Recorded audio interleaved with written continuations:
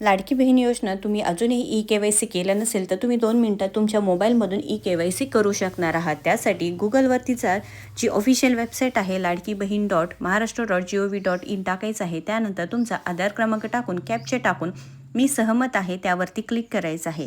ते केल्यानंतर तुम्हाला OTP पाठवावरती क्लिक करायचं आहे. तुमच्या रजिस्टर्ड मोबाईल नंबरवरती OTP येणार आहे.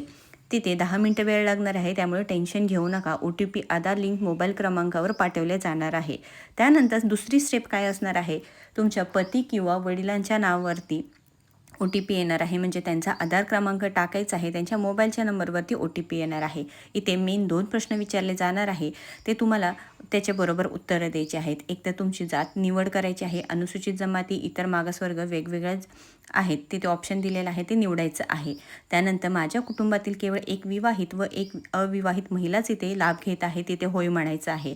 त्यानंतर दुसरा प्रश्न विचारला जाईल, तिथे सुद्धा तुम्हाला होय म्हणावं लागणार आहे. त्याच्यानंतर तुम्ही अशा दोन पद्धतीने प्रश्नाचे उत्तर दिल्यानंतर सक्सेसफुल मेसेज येणार आहे. काही प्रश्न असतील तर नक्कीच कमेंट करायचा आहे व शेअर